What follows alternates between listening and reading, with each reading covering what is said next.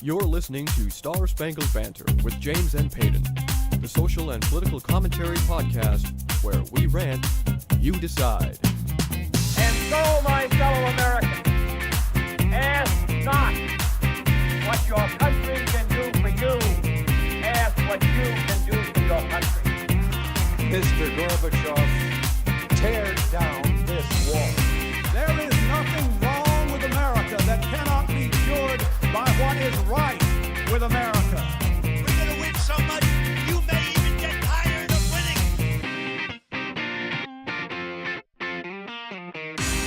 winning. Welcome back to Star Spangled Banter, the show that never pulls its punches. Nope, never. Well, folks, once again, I am your host on the right, James, here with your good buddy and my co-host on the left, Payton. Yup. Today's going to be a little bit of an interesting and quite different show than we normally do for you. Oh, yeah. Because today, we are reacting to what I can only describe as the shitstorm that is befalling Harvey Weinstein. And the film industry. And the entire... yeah, exactly. Just as a little disclaimer at the beginning of this, the opening monologue, the politic of the week, and the headliner is all about Harvey Weinstein. Yep. So we're just going to be... sexual harassment. And all of his misdemeanors assault, and everything. Everything. We're not even gonna take a break, really. Or nope, we might take a break, but there's no Harold won't be here. He's sleeping. Yep. He's taking a nap. He's not going to be here. And the reason why is not just because this is something that needs to be talked about and discussed, but also because this is dealing very heavily with the film industry that Jim and I both work in. We're on completely different playing fields as Weinstein and a lot of A-listers, but at the same time, these are colleagues per se. Yeah, and this is something that, as filmmakers, is affecting us almost directly. I would say so. So yeah, we're going to definitely talk a lot about it. We're going to discuss all of what Weinstein has done, and trust me, there's a ton of literature out there right now. I mean, there's secrets being brought to light that I don't even want to know about, but here they are. So we're going to talk a little bit about that. We're going to be discussing exactly our feelings about this, about the film industry's reaction to this, and of course, we're going to pepper this with a little bit of political connection, and maybe we'll even get your thoughts too when this is all said and done. Yep. So, Peyton, I'm going to let you go ahead and take it away. All right, with our opening monologue. To kind of give you a bit of a backstory, Harvey Weinstein, he's a famous producer who's well known for creating the studio Miramax.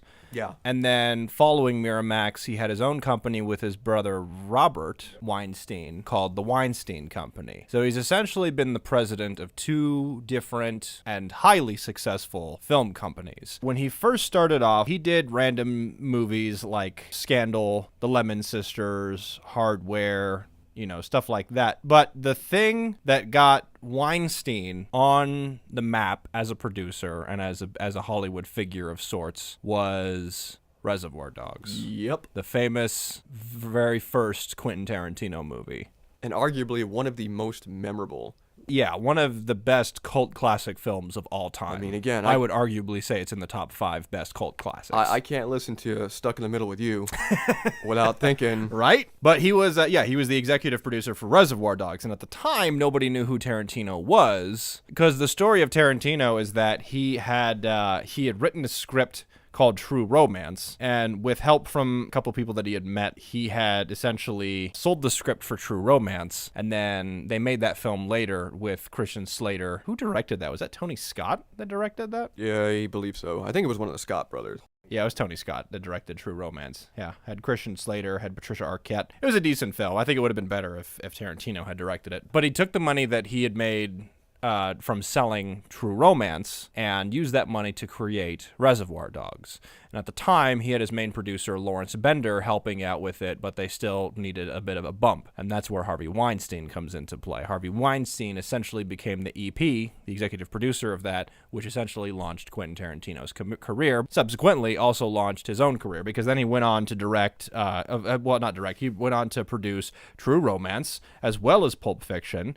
And then he got even more famous because he ended up as the EP for the 1996 Best Picture winning film The English Patient. Yes. And then from there, you know, he went on and produced Scream. He produced Jackie Brown, Good Will Hunting. All the movies that I remember from growing up in the 90s. Oh, yeah. Pretty much Cider my entire House childhood. Rules, Chocolat, The Yards. He technically was a producer of sorts on the Lord of the Rings trilogy. Yeah, he was Yeah, one of the Chicago, executive. Equilibrium, the Kill Bill movies, Sin City. I mean, just any like famous movie that you can think of, he had some hand in it. And it all started essentially with Tarantino. Yeah. And then this is very difficult for me because he is a very well-named person. He's honestly, in my opinion, one of the most powerful individuals in the industry, aside from like Kathleen Kennedy and George Lucas and Steven Spielberg. Right. Like Harvey Weinstein is like that caliber.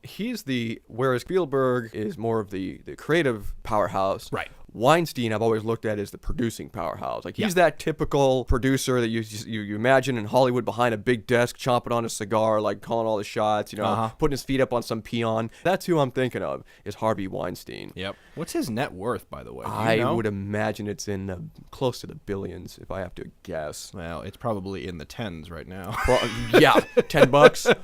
Yeah, he's Not worth enough for a like Big Mac. $10. I'm gonna look this up. I'm gonna see how much Yeah. Harvey Weinstein is actually worth. Yeah, But- I just think the fall from grace is rather, I don't want to say it's entertaining because the reason why is infuriating, but it's rather interesting to see that Hollywood has kind of banded together and called him out for what he is, which is yeah. When did the story break? It broke. Thursday, I believe. And who blew the whistle? Because I know that.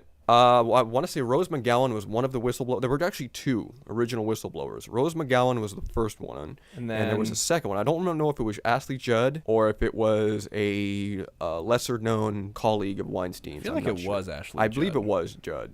It wouldn't surprise me if you Yeah. know. So, I mean, essentially, what had happened is that the story broke, and it was the New Yorker and the New York Times that broke the story. Yeah. Essentially, they had come out with a lot of various like sexual assault allegations, sexual harassment, and even some of them were even rape cases. Yeah, they were straight up essentially. rape. This had been going on for decades, essentially. At least on record, anyway, that we know of, at least since the 80s. Yeah. Possibly longer. But right now, that as we know of with the information we're getting, the 80s. Yeah, the 80s was like the high point of it, you know, and I say high point loosely because it's not a high point for anybody. No. So it mostly went on during the 80s, which is so funny to me because it was like he didn't really like get his career like super launched until the 90s. Like Right. the 90s is when he really took off. So I'm Which kind of makes me like wonder now, if he was that big of a player in the 80s, or that small of a player, I should say. Like I don't know. Well, it makes me wonder now: was it because of a power trip, or was it just he has an addiction to sex? I mean, I'm not a psychologist. I can't sit here and go, Right. well, this is what Harvey's problem is. But I'm thinking of is, You think he's a sex addict? yeah, that's what I'm saying. If he was perpetrating this possible. kind of thing before he was a big power player, where he could quote unquote get away with it, then He just took it a little he too just took far. it. Yeah. Maybe he's always had a problem, and it's always just been him. I mean, Right. obviously it's always been him, and he's got a problem. But maybe it's not been something that's been perpetrated because of power. No, that's a good point. It's very possible that he could be a sex addict. It's just so interesting because if most of it happened during the 80s, he wasn't that well known in the 80s. Like, again, it wasn't until the early 90s that his Right. career, like, really took off. He was a so I'm like, 30-something-year-old how guy much in the power did 80s. he actually have? Well, keep in mind, too, I mean, Hollywood really came into its own, I mean, the corporate Hollywood we know now, in the 90s. Right. Because pretty much between 1990 and 1997 was the spec script phase. Where The pretty best much, The phase, best phase. personally. I mean, I wish I would have been old enough to take For part those in of it. us who were independent writers, Oh. that was the golden age. Oh, that would have been, because you and I could have taken our shows and we could have literally called up any production Oh, yeah. office and gone, hey, we got an idea. And they would have Yep. said, see us on Monday. Yep. That's literally how the spec script craze worked. I mean, there are stories of people getting scripts bought for millions of dollars who had never written before. I think I told you the story before. The guy who wrote Triple X Yeah. pitched it to executives who I guess came to his film school. The legend behind this is he originally had a different idea to pitch to these executives, but he had either forgotten to do his homework or didn't do his project like he should have.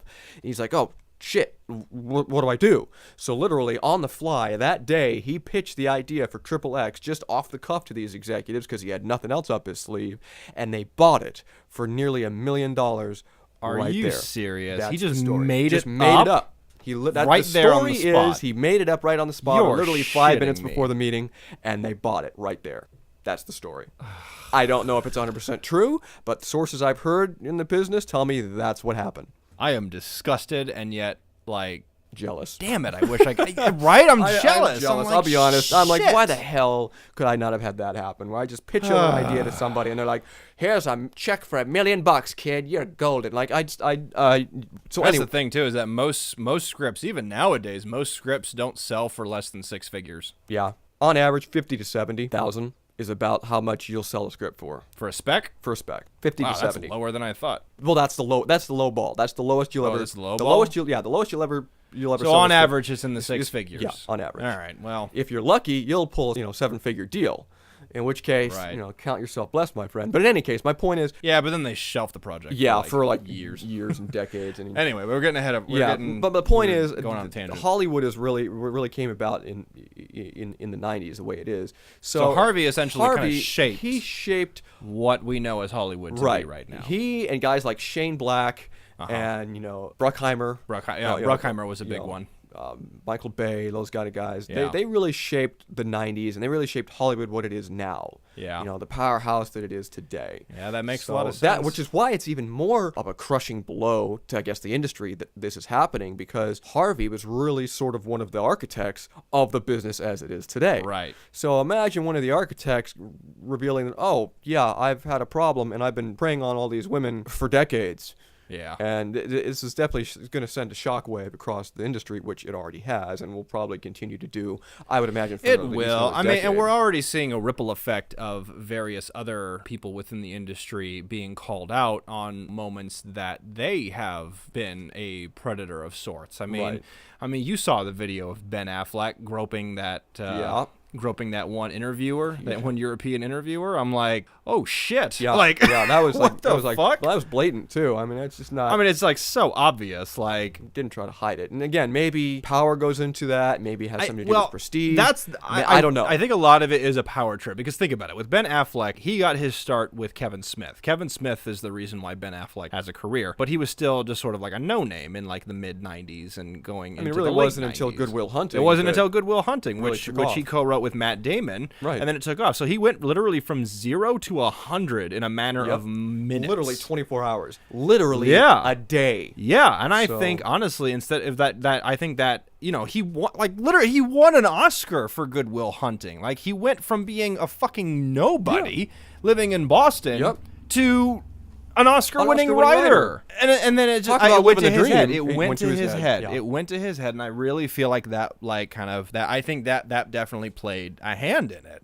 And I think that plays a hand in a lot of people in the industry who go from 0 to, like I said, 0 to 100 in a matter of moments. I think so. I mean, look at all of the crash and burn stories we've always seen in the business. Oh, yeah. Like you say, these guys that overnight successes, and literally within a matter of 2-3 years, they're back down lower than they were before they started because they couldn't handle it. Yeah. Power just got to them, which is such a tragic story. But at the same time, it's also sort of a warning to guys like us going, hey, you know what? Appreciate the slog, because when you get there, the fall ain't very far. No, exactly. And the fall can happen like Overnight. at any point. time. Well, that's what's so interesting about the Weinstein issue, is that because clearly he was doing shit and going like full-fledged heightened libido or whatever, Yeah, some of the things that the women are bringing up to light that Weinstein did are just downright perverted. I mean, they're beyond. I'll give you one example. This one caught me off guard, and apparently it was substantiated. A woman accused Harvey Weinstein of demanding her to watch him while he masturbated into a potted plant. What? Huh? That's like something. That's not that. There is something going on in his head that needs to get checked out. Like now. Like that's like something out of like, oh, I don't know, Mulholland Drive or some damn right. thing. That's a David Lynch movie. Yeah, Lars von Trier couldn't think of that shit. And I've seen Antichrist, and that's got one of the worst self-mutilation scenes in all of film history. I don't even think he would have thought of something that weird and just out there. So the fact that Harvey's over here doing these things, I'm like, okay, this is beyond just your addiction to sex. This is beyond just your, I've got a little. No, it's a power thing. This is a power thing. This is full-blown. This is a hey, I'm powerful. Worth $300 million. Right. Let's see what I can get away with. Let's make somebody watch me water a plant. I mean. It's disgusting. Fucking gross, dude. It's awful. But I think what I really appreciate is that for as much as everybody bashes Hollywood, that bashes, the liberal entertainment industry, for how quickly the entire industry turned on him and called him out, I'm proud of us. I'm proud and I'm impressed. I'm impressed too. Yeah.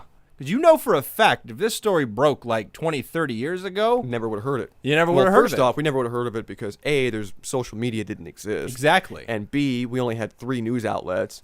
And C, it was still a good old boys club and everybody was in it for themselves. So you never would have heard about this. Bob Dylan said it best, the times they are changing. So It's a true. So I love that these people that everyone's like, oh, Hollywood, they're so disgusting and this and that. And I'm like, no, they called out disgusting. Yeah. Now, it's difficult, though, because a lot of people knew what he was doing.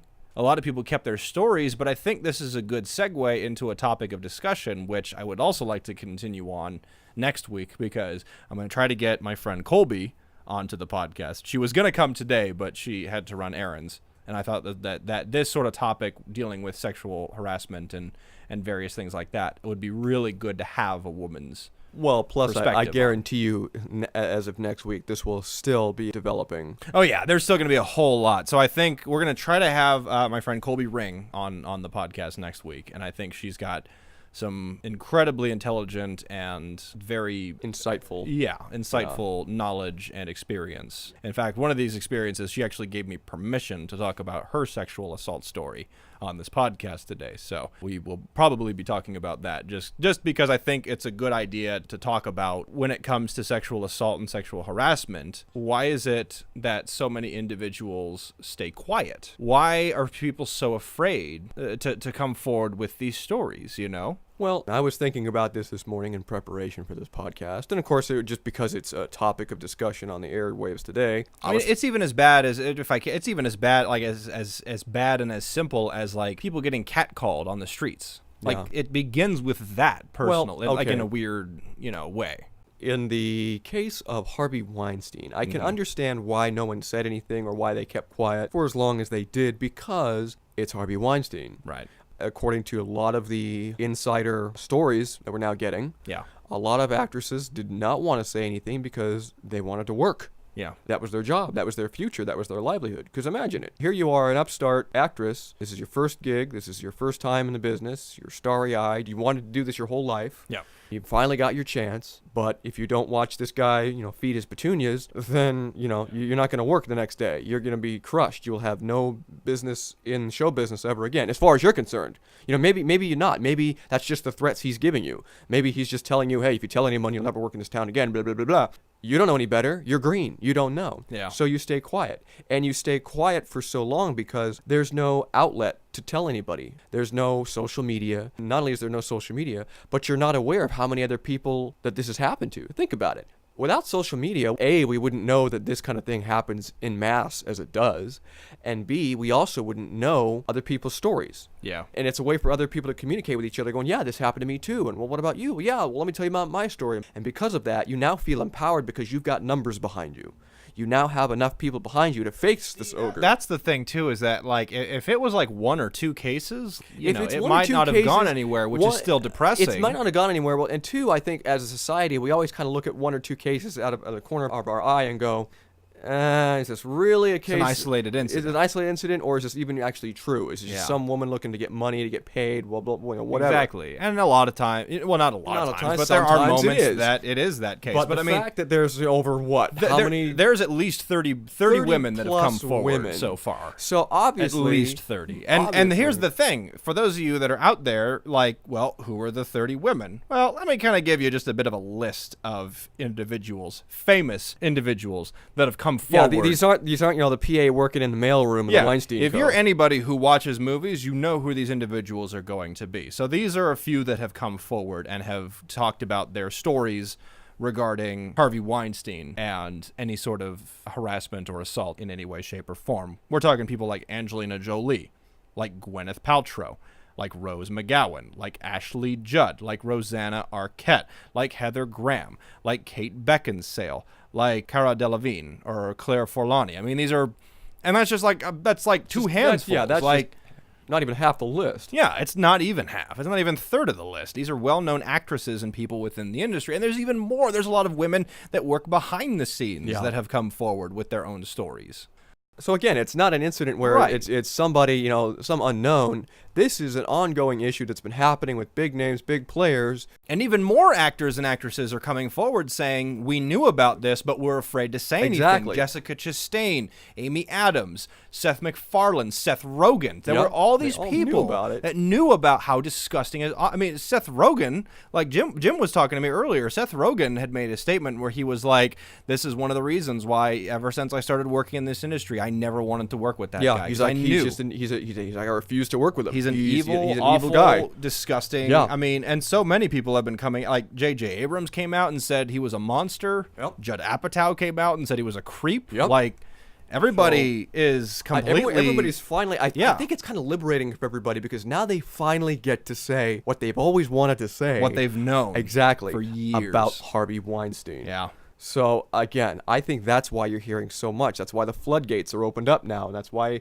there's just this complete barrage of information. But I think it's I think it's depressing that even though there are cases where like one or two, and if that was it, it's still depressing that we don't even take that one seriously. That we just we pass it off as like they're just looking to get paid. Can't we do some sort of? I mean, it's just like because. As we've seen, if he gets away with one, We'll get away with others. he's going to try to get away with others. Same with the Bill Cosby incident. Like, there's been Because dozens. I remember the Bill Cosby thing when that first came out. It was only 2 cases, and I went, no, this is just a matter of some women looking to get paid 30 years later. Right. No, yeah. But then it exploded into half an army of women who had the same allegations, and I was like, okay, there's probably some truth to this. I can't deny this anymore. But I hate that. I hate that we can't even take one seriously. It has to be. It has to be the masses. yeah. I hate that. I fucking hate but that. I And think that's it's- something that needs to change. If you are a victim of any sort of sexual assault or harassment, come forward with it. Don't be afraid because you're afraid of what's going to happen.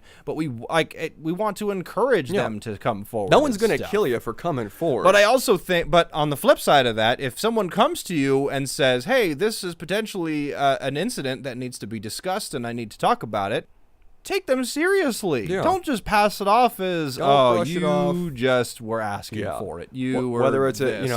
whether it's a friend that's hearing about this, whether you're a psychiatrist hearing about this, whether you're an HR personnel, take it seriously. This is why it's hard. And if I can, I'm going to segue a little bit into my friend Colby Ring. She has been a very dear friend of mine for over 10 years now. She was one of the first people that I met when I moved to California from Alaska. And she's arguably been the longest lasting friend that I have had in California. She's a great gal. I love this woman to death. She's a sister. She's my sister. And I would do anything for her. She's fantastic. She had posted this story about a year ago, I think, talking about her sexual assault incident that happened. I have written and deleted this so many times. When I heard Trump's tapes, that's right. It came out when the whole pussy grabbing. Oh yeah, with the Billy Bush Yeah, tape yeah, and all yeah. that. Yeah. So this happened when that story broke because it was a big deal. When I heard Trump's tapes, it brought up stuff I thought I was over. Then the way people are defending him only made it worse. Being inspired by all the women on Twitter who described their first sexual assault and the women coming out with their stories against Trump more recently, here is my story. It's just locker room talk. This phrase has been clanging around my head for the last few days. It was my first year at my university. I was turning 21. Being part of the volleyball team meant I could not be seen off campus to drink, because she'd gone to the same Christian university that I had gone to. If you're affiliated with the school in any way other than just like a student, like if you represent a sports team or faculty or are part of some extracurricular something or other, you're not allowed to drink, period. It's a little... Anywhere. You can't drink on campus. It's a dry campus anyway, but you can't even... But I'm saying like you on can't- your own time? No, yeah, you can't even... On your own time, you can't even drink. Like, they won't let you drink at all. Jawohl, mein Führer. Right? Right? It's bullshit. Damn. So, because she was under contract. So I did what most athletes did. I went over to my friend's on-campus apartment and drank there. I was in the middle of having a fallout with my closest girlfriends. So my closest friends were male athletes. And Colby, if you're listening, I'm sorry if I'm butchering this story. He's so. a horrible narrator. We drank, had a nice time. At the end of the night, it was determined it would be best if I spent the night so I would not be caught leaving because there were curfew laws as well. And there were, what, school stormtroopers patrolling the streets? Dude, this is heavy. Like, what do they do to you? I'm telling you, you man, found Christian it. universities Good Lord. suck. Seriously, they're the fucking worst. Anyway, so That's an episode for another day. Christian institutions. Dude, I'm fine. I grew up my entire life in Christian institutions. same here. So I'm fine to bash them all. I don't care. Well, there's a curfew. Women and men aren't supposed to be in the opposite gender's apartment, dorm room, whatever, past a certain time. Plus, when you're there, you have to have like the doors open, you have to have windows open, you have to have it's so stupid. I'm like, we're fucking adults. Come on. It's bullshit. So, but again, that's another podcast. Anyway, so it happened later that night. One of my quote unquote friends came back into the living room where I was sleeping and started kind of pawing at her. Was sort of petting her, essentially, trying to be like, yeah. And she goes, I said no. He kept pawing at me. I said, no, please don't. His hand went places I did not want them to go. Then I said his name more loudly and said no. Maybe it was using his name or maybe his fear of me waking someone up that got him to stop. But yeah, so she like loudly said his name and said no, and he stopped. But clearly he touched things that he wasn't supposed to touch. But she ended up telling nobody. And the reason she didn't tell anybody is because the fear of being kicked off the volleyball team, the fear of someone saying to me, well, you were drinking and in a boy's apartment, kept me silent. A month later, I started dating one of the boys from that same apartment. My attacker was one of his best friends. I finally got up the courage to tell my boyfriend what had happened. What he said to me almost crushed me. He bragged about hooking up with you when we first got together. He said you changed your mind. And she's like, I never at one point wanted that to happen. And he goes, well, it's not like he raped you. What? Okay, first off, what's a rape? That's know. like being half pregnant. I don't understand. Okay, what is It's that? not like he raped It's not you. like he raped you. Like, Okay. and then just shrugged it off. Just like that, my self-worth vanished. It took me many years to get it back. That's hard. That sucks. Again, this is someone I consider a sister. This is essentially my sister being assaulted. It hurt when I heard that story, when she told me that story. It killed me. And I posted it, and because she had posted it too, and I was like, so I reposted it, and I was just like, if you think for a second that this amount of locker room talk or innocent behavior, quote unquote. Yeah. It's Not just, okay. I like with the other excuse. It's just a guy thing. fuck the that. fuck does Are you that kidding mean? me? Are you fucking kidding me? It is not a guy thing. First off, it's not a guy thing because I know for a fact there have been plenty of incidents where women have sexually assaulted men. Yeah. I know for a fact that those statistics are it's real. not- Now, obviously, there is a vast difference in numbers about assault on women as opposed to assault on men, but the men get assaulted as well. Yeah, And it's not mutually exclusive. it's So the not. fact that it's a guy thing, which again is just a Don't, cop yeah, out. don't say it's just a fucking you know, guy no. thing. It's just a fucking cop out. Yeah. So I mean, again, it does hurt. It hurts the fact that somebody as intelligent and creative and I mean, I'll be honest with you, Colby. In my opinion, when I first met Colby, I went, wow, this is one of the most independent women I know. Oh, yeah. You know, this hands is a down, strong, independent woman. Obviously, she can hold her own. So the fact that someone like that had to go through something like that, mentally and emotionally, Exactly. is just absolutely. And this brings up some talking points that I think we can get into. One of them is these are the reasons that she had stayed quiet. The first, of course, was that she was worried that she was going to get in trouble for being in a boy's apartment drinking because both of them were forbidden being on a Christian university. fear of reprisal. Now, and that's something that I have a big fucking problem with because that shows where the mindset of certain individuals are concerning people breaking the law on both sides or people doing something wrong on both sides. You know what I mean? Yeah. Because clearly Yeah, I what know where this you're going. asshole did to Colby was wrong. I'll give you an example.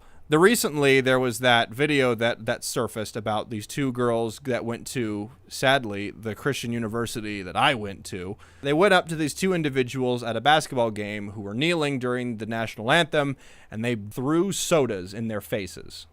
Did you see this? No, I didn't see it. I heard rumblings about it, but I didn't see the video. Turns out that both of these bitches went to and are still going to California Baptist University, and there's video of it because they tweeted it. Because these idiot bimbos tweeted the fucking video. Yeah, so it's out there. Of So we throwing know where they soda go. Fuck. Okay. Anyway, but here's the thing: is that happened, and then they ran out of the stadium. Well, these two men were so just like, what the fuck? And like they tried to like go after them and be like, hey, what the fuck? So they ran after them, trying to be like, I mean, because explain yourself, like, what the hell? technically, It's assault. it is assault. It's assault. What they did to them. So they go after them, and that's the thing too. They were both colored men. They were both minorities, as far as I know. They were minority. At least one of them was. Someone's getting in trouble, and I know. So they start going after these two girls, and security and law enforcement stopped them and said, "What are you doing? Stop it." And they explained to them, these women assaulted us. They came up to us and threw soda in our face for no reason. And the cop literally detained them. Law enforcement detained the two people that were assaulted. And essentially the consensus has been, well, it's not like they shot you or punched you in the face or something. And I'm like, fuck you, cops! That's not the fucking point! That's not the fucking point! Again, I love Hayden's Lewis Black style rants. But there's a good point there, because the law doesn't speculate. Assault is only with a bullet or a club. But if they throw a drink in your face, you got no case. Like I've never heard varying degrees of like, well, if it's only this, you don't have Exactly. Assault is assault. As far as my understanding of the law, assault is when you take a swing at me. Mm-hmm. Battery is when you actually hit me. Yeah. It's not like, well, he didn't actually hit you, so what are you getting your panties in a twist? Like, I mean, like, it's like, to me, that doesn't make any sense. Exactly. It's wrong to assume that because two men are chasing after two women, there are some fucked up women out there who do some fucked up shit. I think I was dating one or two of them before. Didn't we all at one point? But anyway, that's the problem, is that she was afraid of going to them saying, hey, this guy assaulted me. He sexually assaulted with the potential of raping me in this apartment. I know for a fact, because I know the fucking school, because I went to the same fucking school as her, I know for a fact they would have said, well, what were you doing in a boy's apartment after hours drinking? They would have flipped the script on her and made it about her, and not about the fact that this guy tried to rape her. And I'm like, Hold on, I gotta get my Bible here. I gotta get my Bible and see if Jim's there's- pulling the Bible I gotta out. see Here if we there's. go. I gotta see if there's anything in here about it being the girl's fault if they get attacked. Hold on. Hold on. I've got like over 10,000 pages. It's gonna be a while. Give me a minute. Nope, there's nothing in here. nothing in there. Not a damn thing about placing blame on a woman for asking for it, for getting assaulted. That's the problem, is that like, and that's why I hate that we somehow take these stories of assault and rape and harassment so leniently. I don't know. Why? I don't know. Why? I don't know. I wish well, I what knew. were you doing this? Fuck you! This guy tried to rape me. At the moment, she was trying to, I don't know, fucking sleep. Yeah. She was trying to sleep. She was trying to sleep. She was being responsible and not going out while she was drunk. Bam. She was sleeping it off. Bam. And If anything, she was more responsible, because if she went stumbling around campus, she could have walked out in traffic. Yep. She could have Caused been an hit by a accident. car. She could have been hit. She could She have passed out like somewhere outside. Yep. She could Who have been in much knows? more Who knows? danger. Exactly. So the fact that she was in the confines of an apartment that she knew, she was safe. But along comes Chuckles McAsshat deciding he was going to cop a feel and put her in this disparaging position. So again, It's disgusting. Again, I don't understand. I don't understand why people do it, and I don't understand why people are so dismissive about it. I don't get it. But she keeps going on. She says, I was worried that no one would believe me, and rightfully so, because people do that kind of shit. They're just like, well, it's not like he actually raped you. Fuck off. Fuck off. I don't want to hear that shit. God. This is making me so mad. Ugh. Anyway, but then she keeps saying, like, she was worried that people would say that either she deserved it because she was drinking with the guys. And that's the problem with I hate that. problem- I hate that. You deserve it because you were drinking, or how were you dressed? Oh, you were dressed all scantily. He was showing. Right, blah, blah, blah. exactly. Like, what? But this is also the problem with that logic about saying I was worried people would say I deserved it because I was drinking with guys. Well, apparently the 5 other guys that were living in this house or apartment didn't rape her. Right. They were responsible enough to, keep it in their pants or whatever. Exactly. They knew. They were like, okay, well, clearly rape is wrong. Yeah. Clearly assault is wrong. I'm going to go sleep off this IPA. Exactly. Lord, that's always one. Exactly. So always don't one that guy. logic is unsound because everyone else didn't attack her in any way, shape, or form. But this was also a big one too, and this definitely is a home thing that I think a lot of fathers out there really need to be much more empathetic and much more caring and graceful with it, is that she was afraid that her dad would find out. Now, I know Greg, and I don't know, it's hard to imagine like what he would do, because there's a possibility, well, she could have been pulled out of school. He could have taken legal action. That's the hard thing, is that, I mean, I know Greg, but I don't know him that well to know what he would have potentially done if that was the case. So this is hard for me because I'm not a father, but I've seen how certain fathers act and react to their daughters when they're in situations like that. Yeah. And they're very dismissive. And that's so hard for me because... Well, because that's where not all the time, although because I have seen some fathers who aren't, but sometimes that's where the boys will be boys excuse comes into play. And Yes, I'm yes. like, what? Yes. Is that? That's a good point. I've never hung out with guys that randomly sexually assault women, so I don't know where this boys will be boys excuse comes from. Yeah, I've never run in those circles of friends where like, hey, what are you doing tonight? Getting drunk and groping some chick. Like I've never. Oh yeah, just like boys do. Boys do. Like, no, I've never. But that's the point, is that it's just like, I hate you, boys will be boys. No, they won't. They won't. Boys should act like men and be respectful towards women. I don't know about you, but in everything I was ever taught from my parents as a child, and taught by the scripture that I read, and taught by everyone that I knew, is you want to be a man, you treat women with absolute respect and dignity. Yep, absolutely. Starting with, you keep your hands the fuck off. And that's the difficulty, is that a female's first impression of what a man is supposed to be is their father. Yep.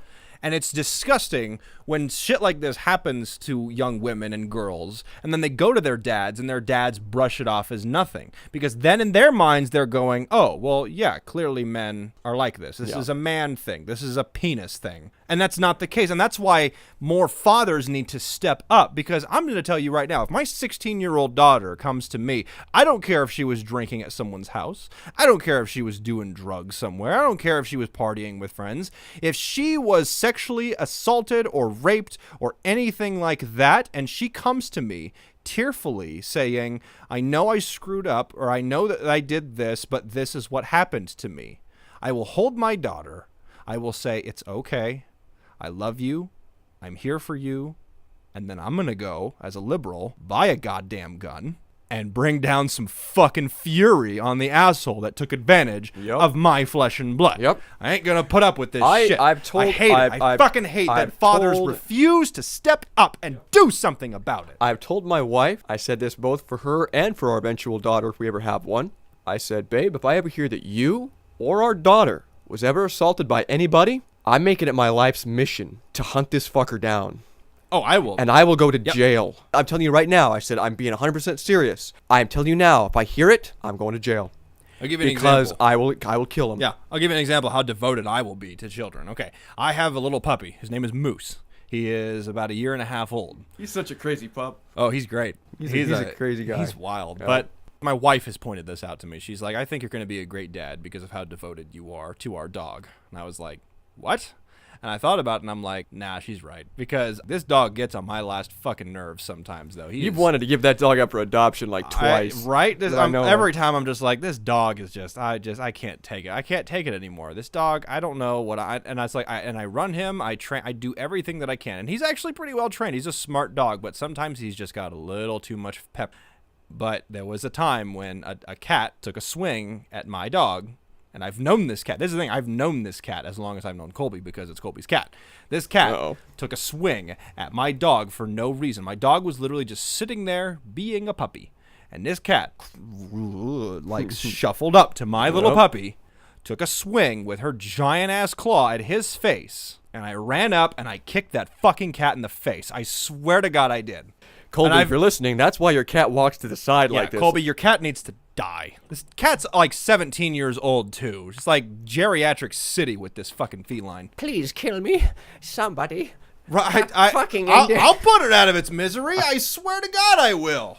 I will do it. But that's the thing. That's how. I mean, if I'm that devoted to my dog, you're gonna beat the shit out of whoever. Seriously. Look sideways at your kids. I mean, it's just like... So, fathers, step up. Please stop making your daughter the culprit of being a victim. Because I hate this whole excuse of them being like, well, maybe my daughter shouldn't be a bad daughter. He's like, well, maybe you should have been a good parent. Maybe you should have done something to make sure your daughter didn't fly off the fucking handle like that, running out of oxygen.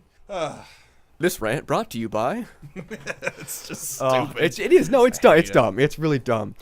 So. But her last point, and I'll wrap this part up real quick, is that this is another reason why that she didn't say anything, is because that the person that assaulted her was a friend, and she didn't want to be a snitch. And I get it. I get it, because when you're younger, when you're in high school or you're in college or stuff like that, like, relationships are very important. They matter. They matter. Yeah, again, the circles you run with, who you run with is extremely important. Yeah. And literally every person counts. Exactly. So if you lose somebody, and who knows, in her mind, I'm sure she was thinking, well, if I tell somebody this guy did it, he and all of his friends will never hang out with me again, and will never get invited anywhere, and I'll, be stuck at home by myself, ostracized. I get it. I completely get it too, understand. Yeah. And then the hard part is that when she finally did confide in somebody about it happening, they dismissed it as not real rape.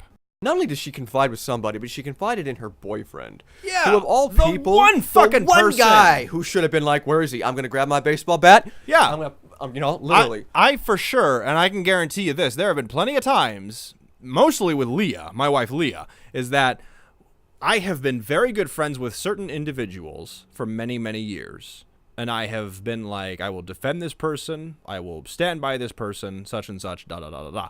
But then when I started dating Leah, and there were some issues between Leah and some of those other friends, guess what? I stuck by Leah. Yeah, I you stuck always do. by my wife. Yep, you do. First off, you're a smart husband, you will. Well, But secondly, yeah. if you're a good husband, you will stick by your wife. I always stick by Vanessa. Whenever No, of now, course. unless she's setting fire to something and goes, "Well, they deserved it." I don't go like, "Well, hold on, honey, let me get the gas tank." I mean, Yeah, I exactly. I would Like, probably. if my wife walks up to a dude that wronged her with a crossbow, I'm gonna be like, "Okay, honey, let's talk about this." But like 95% of the time, I'm gonna go, "Honey, I don't care what my friends say. I don't care what my friends do. Like, if you come to me and say that this happened and that this is a problem, I believe you. I believe And you, we're gonna and solve it. we're gonna solve it. We're gonna work on this." And that's why it pains me that close friends, that this happens to them, and it pains me that things like this Harvey Weinstein thing have escalated to the point that it has, because I hate the fact that one quote unquote isolated incident has to be brushed off like it's nothing. And I'm like, no, if you take care of it, if you actually take the time and cared for human beings to investigate and look into the issue, we wouldn't have 30 cases of it. Exactly. Because if you investigate the case, the one fucking case, and realize, oh, she's just doing this to get paid, if you at least take the time, you can then blow the whistle on that and go, no, she's just being manic. Right. And he didn't actually do Exactly. But at anything least wrong. do the due diligence and do the investigation to see if there actually is Exactly. a case. And if there is, act on it. If not, well, dismiss it. But Do don't the due process. but don't just dismiss it offhand. Come on, folks. We're all adults here. Let's be smart about this. Exactly. Let's be responsible. Let's be diligent to one another as human beings. I mean, it doesn't take a lot. Yep. So we're gonna take a breather. We're gonna take a break. I know. And, I need to get something. and I then need to we get a beverage. and we come back. We're gonna talk more about this. We're gonna vent a little bit more. I hope you guys are learning a little something about this. I hope you're enjoying our discussion. Please hang in there, because you're not gonna want to miss what comes next. Hang tight.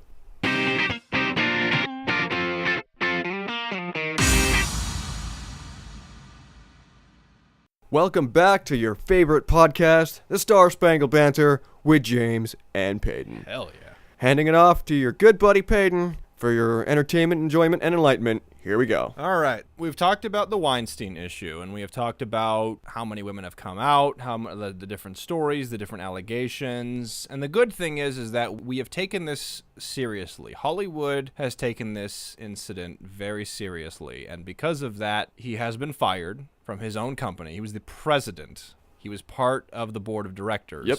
And they fired him Kicked from off the his board, own- fired from the company. Yeah, he was then, after that, he was then expelled from the Academy of Motion Pictures and of Arts and Sciences. Thank God. And his wife also left him, but I mean... Yeah, that's got to sting, too. Yeah, that's got to sting. But on a professional level, I was very pleased to see that happen.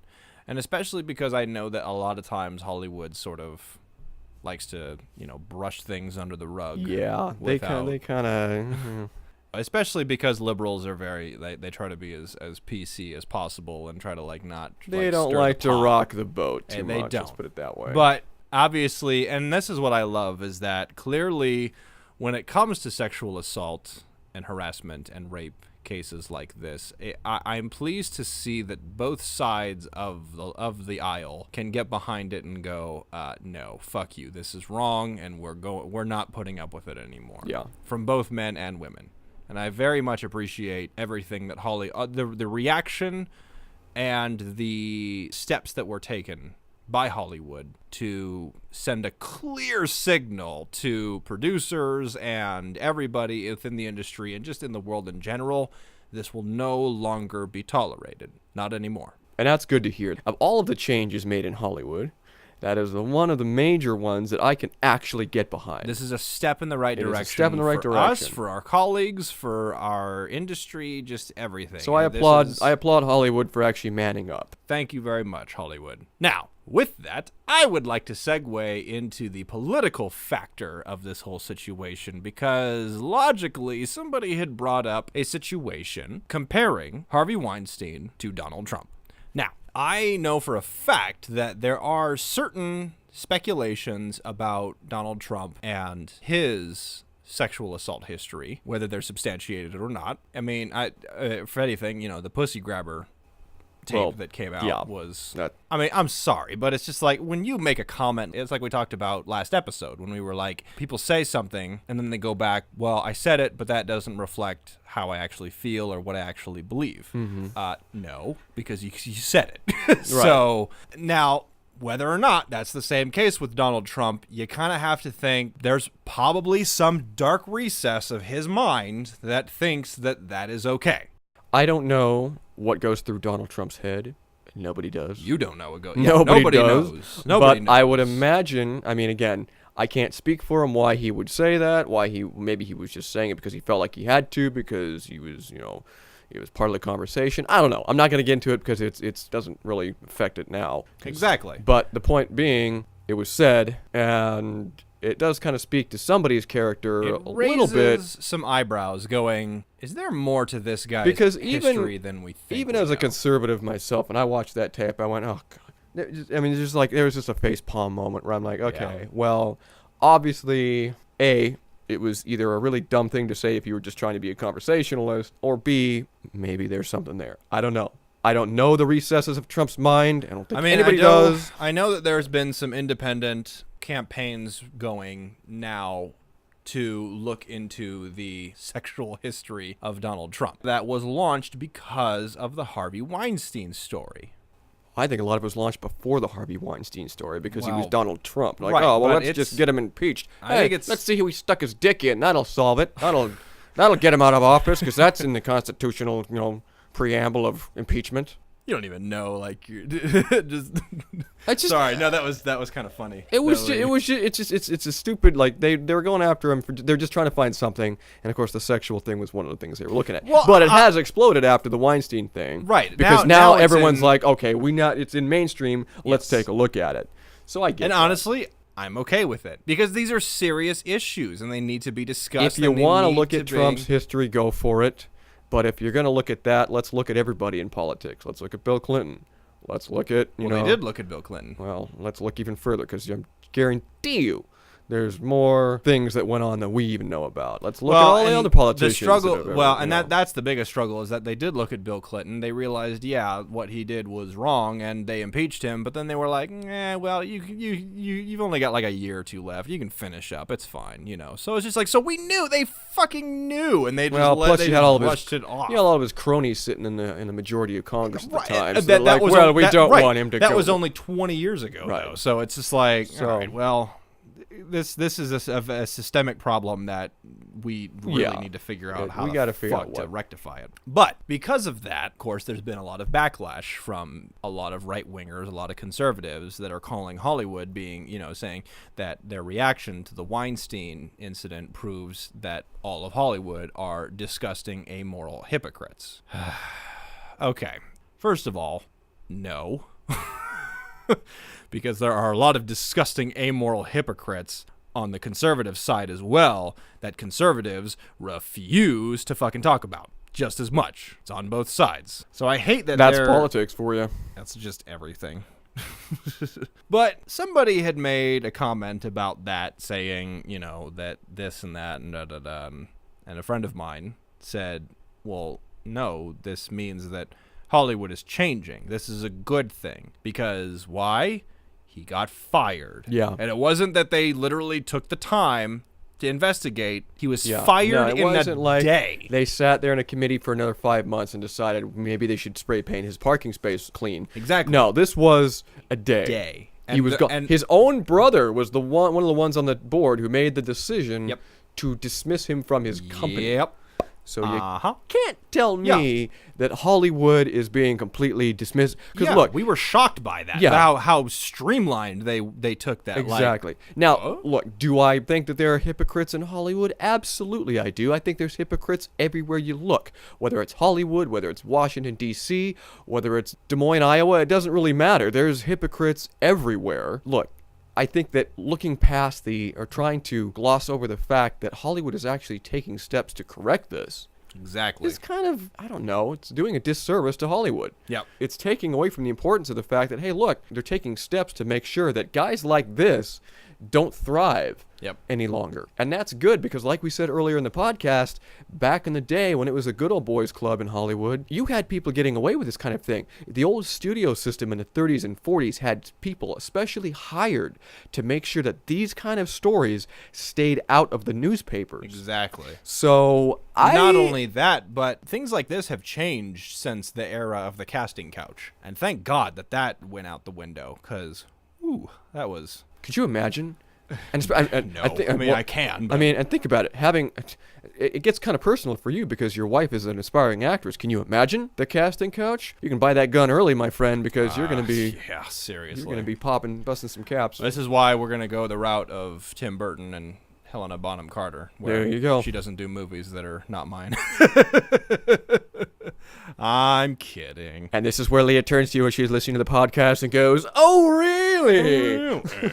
Well, a lot of it is also just because she's like, I know you and you're a good director. There's so many shit directors out there. And there are. Yeah, but they were saying this is a good thing. Like, Hollywood is moving forward. Obviously, they still have a long way to go, and I agree they have a long way to go. But these turn of events is a step in the right direction, and I absolutely agree with Agreed. that. To which the person that promoted this whole rhetoric is saying, and of course they had to make it political, and I'm not going to say their name because I'm just not going to do it. But this individual had said, well, if Hollywood can change, so can the president. And the truth of the matter is, she's right. If Hollywood can change, then so can the president. Absolutely. And then she's saying, and this doesn't make any fucking sense because this is just not correct. They protected their own quote unquote, and she's talking about Hollywood. She's talking about the entertainment industry. They protected their own pussy grabber while condemning Trump for statements made a long time ago. Well, Wait, how are they protecting him? they're protecting him because she's saying that people knew, people experienced it, and they stayed silent and they didn't do anything. Here's the problem, though, is that this person that made this comment, I'm sorry, I'm not going to say their name, but I know for a fact that this individual has experienced some amount of sexual assault in her own life and never came forward and talked about it. So I don't want to hear this talk about how they protected somebody because you didn't step up either when you were sexually assaulted. So don't go blaming these people who didn't step up when you didn't step up either. Secondly, they weren't protecting Harvey Weinstein. They were protecting themselves. Because of the shit that Colby went through, because of the stuff that mentally what she went through in her mind, her thought process felt like she was not safe. She was the victim and she did not feel safe. One of the things you said, too, and is going to play into this, that Colby said that she was afraid of losing was her spot on the volleyball team. Exactly. She was afraid of basically losing her college career. Exactly. Think about that. A career the that she reason might have why, been looking exactly, into. that it was fear of losing something important in her career, her future. And that's the same thing with these actresses against Weinstein. Why they didn't say anything right away, or why they didn't say anything at all. Because This was their livelihood on the line. Imagine, again, I've said it before, and imagine being a up-and-coming actress who this is your life, this is your dream. You've wanted to do this since you were a little girl, since you can imagine, since you can remember watching movies. Yep. And your only way in to keeping your career as far as you know, is to do whatever this guy says. As deplorable and disgusting and completely vile as it is, the only way you know to save your own career is to go along and keep your mouth shut. Exactly. And the problem with that also, too, is that certain individuals who knew of other people that were assaulted by Harvey Weinstein kept their mouths shut because it wasn't their place. They were not given permission to break the story. They were not given permission to use these individuals' stories and their issues. Seth MacFarlane is a great example. He knew at least one person that worked with him on the Ted movies that he did. One of the people that worked on those movies with him was, in fact, sexually assaulted by Harvey Weinstein. She confided in Seth MacFarlane, pissed him the fuck off, and then he made that joke at the 2013 Oscars about Harvey Weinstein. And everyone thought, oh, it's because MacFarlane's a great comedian, and that was a funny joke. Oh, ha, ha, ha. No, he made a comment saying, no, it's because I was legitimately angry and pissed off at Harvey Weinstein. I hate that man. I hate what he did, and I hate what he's doing, and I hate that he keeps getting away with it. Yeah. He made these comments, but he goes, but it wasn't my place to say anything about it because she trusted me that I wasn't going to say anything about it. And he's like, and I don't know about you people, but I like the relationships that I've made, and I tried, and I respect them, and I hold on to them as long as I can. And that's another thing. You don't want to say anything because you don't want to damage your relationships. And especially in Hollywood, everybody works with everybody. Yeah. Surprisingly, it is a surprisingly small fringe group. It's a very small town. Yep. It is surprisingly an extremely small town. Yep. And I guarantee you that if you say anything against something or about somebody when they don't give you permission to say it, you could potentially destroy your career or their career, or you could destroy a possibility of working with them. The point is, relationships, working relationships, personal relationships in that town matter very much. Yep. So you try to be as respectful as you can. Exactly. Including not revealing sources and not revealing stories that you're not given permission to reveal. It has nothing to do with protecting Harvey Weinstein. No. It has nothing to do with protecting the pussy grabber. It's It has protecting- everything to do with protecting each other. Exactly. Unfortunately, the people that win in that scenario are guys like Harvey Weinstein. Exactly. That's the downside. And that's I think, why Hollywood is pouring it on so heavy right now, because they can finally say what they wanted to say. Because like Seth MacFarlane said, he kept getting away with this shit. And now he can't get away with it anymore. Exactly. And that's what Hollywood, I think, is reveling in right now, is this guy is getting his comeuppance. The villain in the story is finally getting what he deserves. Oh, yeah. And that's what Hollywood loves. It's a great ending. It's beauty. Yeah, it's exactly. It's the Hollywood ending that all you fuckers want. That's what we're getting right now. And yet you're still not fucking happy. You're getting the good guys win, the bad guys lost, and Has you're still nothing bitching. to do with protecting the pussy grabber. And so that's. And look, guys, don't worry about protecting Trump. Trump has a myriad of people who are going to be protecting him. He's got all of Congress, who I'm sure is not going to let much happen against the guy. So don't worry about good old Trump. What you need to do is you need to make sure that this kind of thing doesn't happen to anybody else in the future, in your own circles and anywhere else. We need to be angry about this kind of thing. Right, but this is what kind of brings up something that I was thinking about upon reading this conversation, is that, like, they're condemning Trump for statements he made a long time ago. Well, as we've all seen, statements can lead to actions. Now, whether or not Trump has actually done any sort of assault or harassment, I'm sure there's been some level of harassment. There's for sure video and audio of it, but there's no assault charges as of yet. But there's potential that there could have been, because again, when you say something and then go, well, that doesn't really reflect what I believe or whatever, I'm going to call bullshit, because there are for sure stuff that I have said that I thought, well, I don't really believe that. And then I was like, well, you know what? I think I actually do kind of believe it, you know? Yeah. It's frustrating that, like, what, just because he's the president, he's somehow immune to us, like, coming after him and thinking, like, making a statement like that and thinking that he's safe from people going, hang on a minute, let's look into this, because it's not sitting well. Right. Like, fuck that. But He's again, not immune. Again, no one can be immune. Like I said, whether it's the president, whether it's Weinstein, whether it's anybody, anywhere. If we're going to go after the president, then fine. We got to go after everybody, and we got to overturn our own rocks in our own backyard. That's what I'm saying. I will say this. I would say that guys like Trump, who said things that they clearly shouldn't have said, Yep. who kind of passed it off as locker room talk, which we've already said is a cop-out. Yep. What you need to do, and what anybody needs to do in a situation like that, who are the perpetrators of this, is A, apologize to the person that you have assaulted profusely. 2, accept that you were wrong in saying or doing whatever you did, and take responsibility. Because the one thing that did bother me about Trump during the debates, when it did come up, is that he just kind of passed it off as locker room talk, and there was a very sort of cursory apology.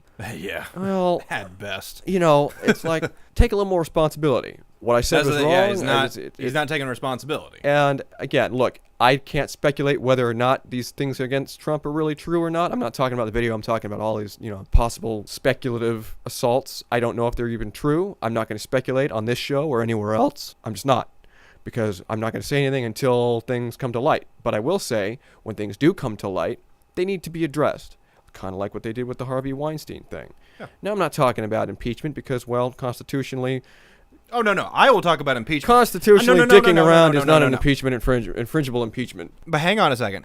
I will talk about impeachment because of and this is why. Logically, if they found out that Trump did in fact, if there's allegations that have evidence behind any sort of sexual assault or harassment or rapish, whatever, if they come out and they're real, and he does not if he does not get impeached or suffer any sort of criminal charges, and he stays president of the United States, I will be the first to actively say, put Harvey Weinstein back as president of the Weinstein Company. But here's the issue. You can't get impeached for sexual misconduct. You can get impeached for lying to Congress under a congressional oath. That's what you can get impeached for. It doesn't matter. It's a crime. It's a crime to assault. Sexual assault is a fucking But it's not an crime. impeachable offense.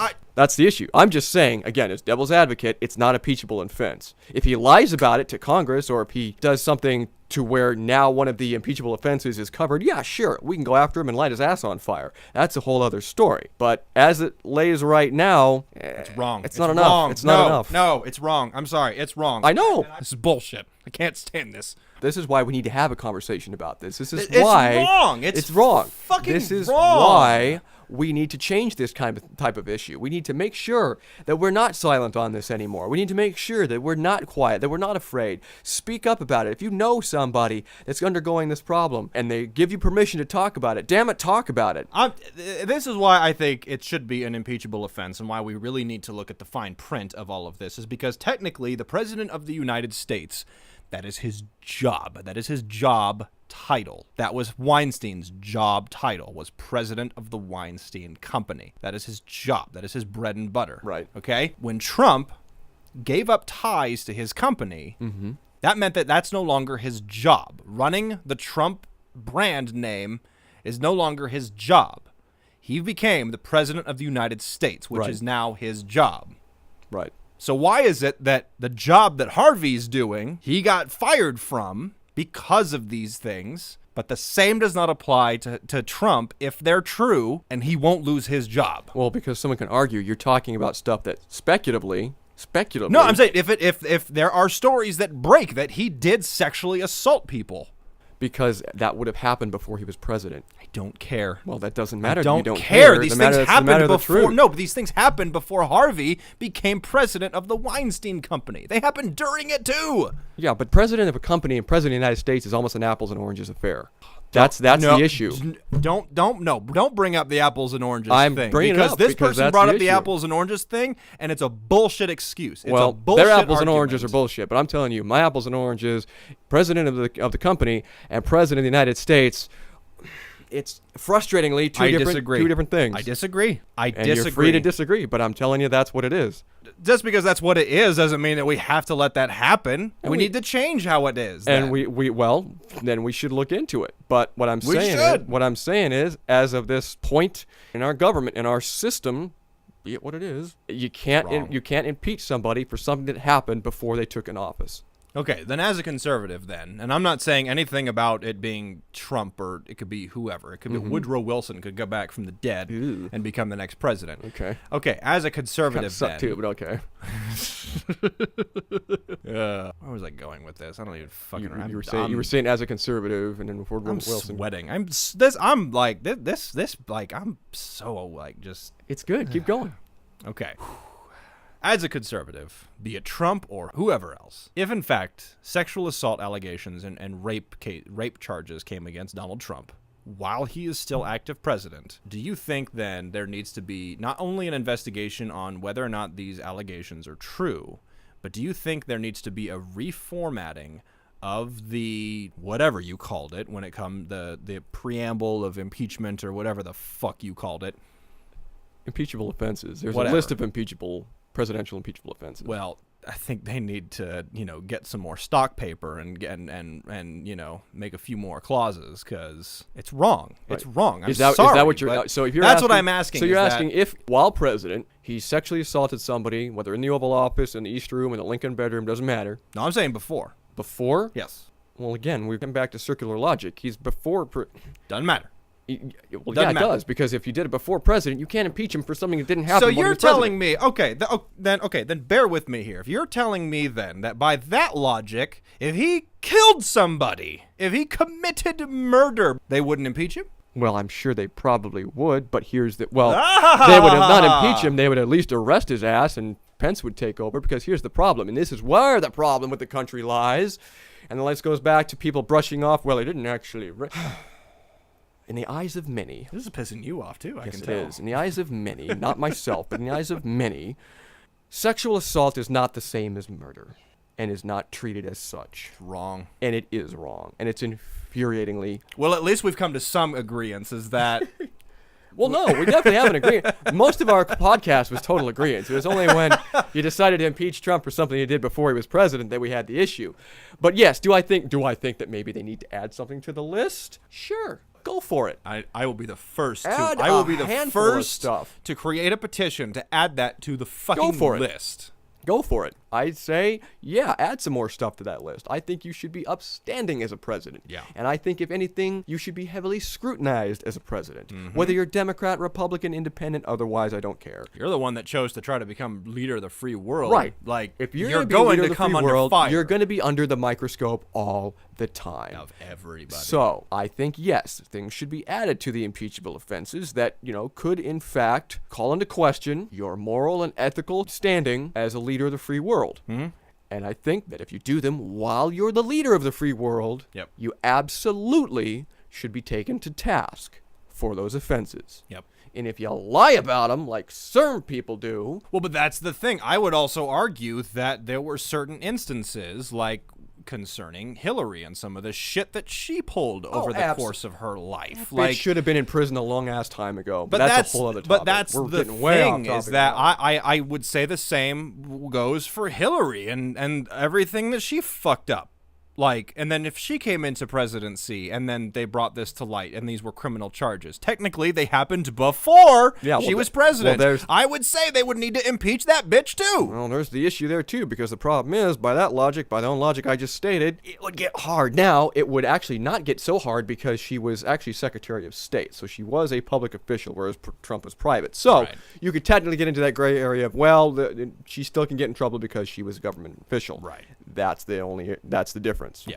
But, again, anything outside of it, anything she did as a government official is hands off. I still think it's wrong. I'm sorry. I'm sorry, but I you know what? If something comes up that happened in Trump's past that was a crime before he was president, and there is not some sort of disciplinary hoo-ha, whatever. A good old-fashioned hoo-ha. Well, if he was smart, he would step down as he would pull a Nixon and step down. Yeah. But, If I were somebody, if I were the president, and that much dirt were brought against me, and it was obvious, step down. yeah. Step down. So. But in any case, so we agree that he should resign if, in fact, he is brought up on charges during the presidency. I just hate that there's nothing in the impeachment articles that.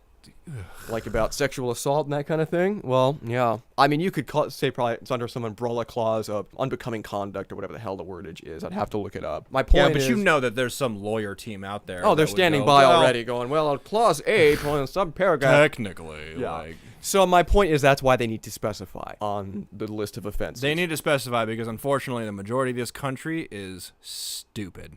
They can't fucking. You heard it here, folks. Peyton thinks you're an idiot. I do think you're an idiot. Wow. I think you're an idiot. No, I'm kidding. He is on fire. This gets me. This is like, I did not think this was going to turn into a big hot button issue for me, but my gut is on But you know what? fire. It should be a hot button issue for everybody. Exactly. Because I agree. this is wrong Yeah. on all facets of the imagination. So guys like Harvey Weinstein, any of these big muckety mucks that think they can get away with this, you know what? Your days are numbered, my friend. Dude, I absolutely love the videos that have come out, and this is really empowering, not just for women, but just for everybody. I love the videos of people, specifically women, that walk around with cameras on them and walk around the streets of, New York or LA or wherever. Oh, that one woman in Sweden. Did you see that one? She's Swedish, and she's walking around catching people catcalling her. Yes, that's Yeah. I've seen that one, but I've Yeah. seen like a ton of others. There's like a ton of them where people will catcall her or say like, How is that still an ongoing thing? Some of them have even stalked her, like not just her, but like other, like there's video of people stalking women, and it's just like, and what I love is that these women, and they're bold, and seriously, props to you women out there, because these women are not only videotaping themselves, hearing and seeing what these men are doing, but then they will then turn around and say and call them out on it right there on the spot. And of course, like, the men kind of get all uncomfortable and they reel back or whatever, or they'll go to somebody and say, "You're stalking me," and they'll be like, "No, I was going to there for I was checking out the bird in the tree over here. Is that a swallow? Is that pizza?" Like Yeah, like they have yeah. like This- okay, like this- clearly you were like not doing what you said you were Yeah, doing. exactly. Like the schoolyard bully, you get called out for being a dick and you back down. Yep. So exactly, you're the fucking pussy. Right. But it's just like, but I love it. I love them because they're empowering. Because everybody keeps brushing it off. It's like, it's not as bad as you think. No, it's bad. it's bad. It's bad. And I didn't know it was And it that is bad. Apparently, disgraceful. it's 1950 because Right. all of the Right. construction workers are like, "Hey, baby, what the blah, blah." Like what? Dude, really? It's disgraceful. It's Come on. disgraceful as someone who is male to be like, ugh. It's on a similar page of being like, I call myself a Christian, and I hate calling myself a Christian because I hate that I have to associate with so many people out there that also. Well, I hate that I have to explain that I'm not that kind of. I'm not Christian. that kind of Christian. That's what gets So me. it's this point of like, I'm a man, and they're like, oh no, I'm No, not that that type kind of of- man. yeah. It's the same fucking logic. I hate it. So Peyton, I'm gonna give you the last word here so we can wrap it up. I've had enough words. You've had today. enough words, all right? Then I'll take the last word. I love this is such an organic podcast today. I love it. It's just kind of like going everywhere. All I know is that I got frustrated because this person was also saying, how come late night hosts aren't making jokes about this whole Weinstein thing or calling him out or shedding tears? they or are. whatever. As she said this, I literally was commenting and I posted a video and being like, here's Stephen Colbert talking about it. Here's John Oliver talking about it. Here's Seth Meyers talking about it. Oh, here's Jimmy Kimmel talking about what? There's Samantha Bee talking about it. Okay, so fuck off. Clearly, Yeah. late night hosts are talking, talking about about it. Okay, it happens. It's a thing. They're talking about it. It's getting and addressed. they're saying it's getting addressed, and they're saying yes, this is not good. This is not what we are about at all. So I'll say this to wrap up. Hollywood, thank you for taking some responsibility. I still think you got a lot of work to do, but you're taking a step in the right direction. You're making sure that guys like this do not get rewarded for this kind of activity anymore. And for that, I thank you. To everybody else out there who knows somebody who has gone through this type of thing, who has been a victim of sexual assault or rape in any case, in any type, in any faction, please hear them out. Take them seriously when they confide in you. And if they allow you to, let their story be known. Do not hide it away. I would like to, if I can, add something to that. If you have been the victim of sexual assault or harassment or rape and anything, I don't know you, we don't know you, and you don't know us, but just know that you have a safety net, per se, with Jim and I. We're both empathetic beings. We disagree a lot politically on the spectrum, but we both have empathy, and we both are human beings that will go, you have rights, you have worth. You have dignity. Exactly. And we want you to know that we're here to listen, that we're here to, we want to be a beacon of hope and of light, because again, like you saw earlier, Jim and I disagree and went after each other.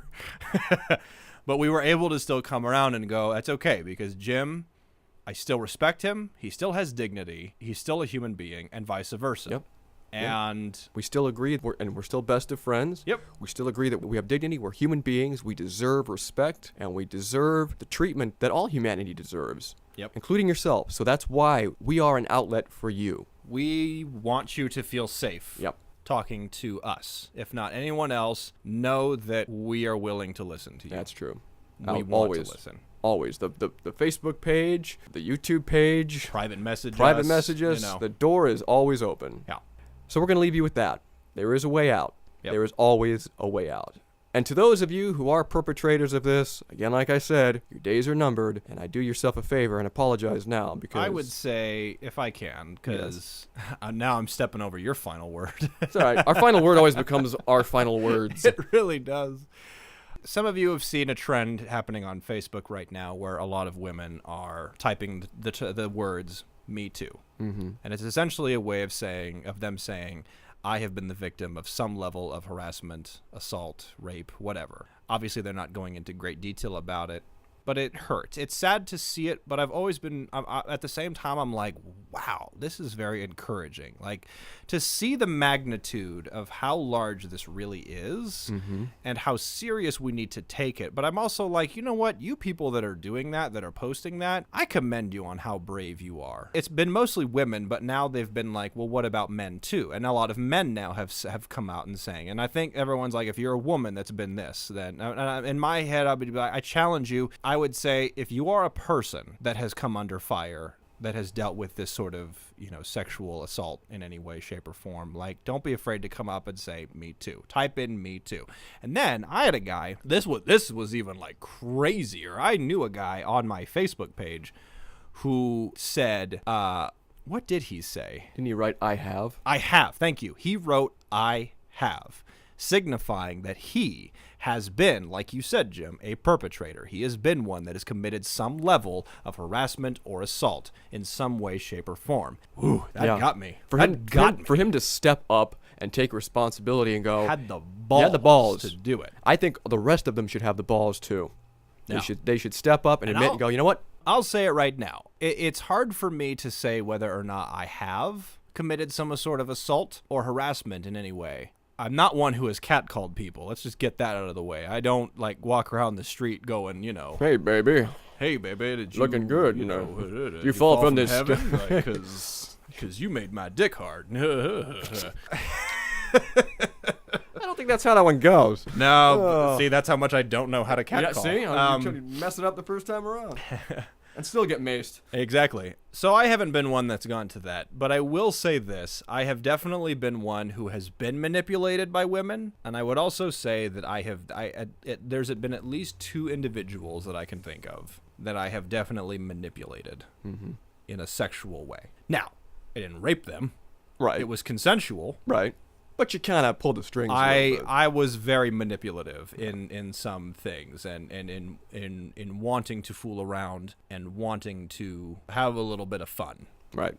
Again, consensual. And I think the 2 women that I know for a fact this happened to would agree that it was consensual. But I would also admit that I was manipulative in trying to get there. And for that, I am sorry. It was wrong of me to do that. That's the first steps. I think people need to start doing that across the board. They need to admit to perpetrating crimes of either emotional or sexual assault. Yep.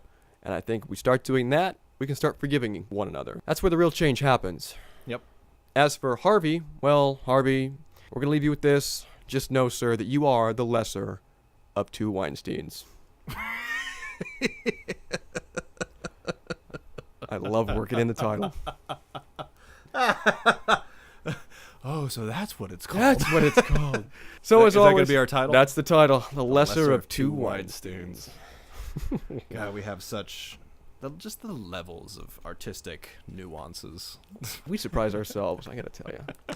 Well, folks, again, we thank you for listening to this very long but very unorthodox version of Star Spangled Banter. As always, we hope and pray that you've learned a little something from this and that you will be brave at stepping forward and knowing that there's always a way out. And as we always say on this show, stay cool out there, leave the crazy and the bullies to us. I like it. Rock on, everybody. Catch you later.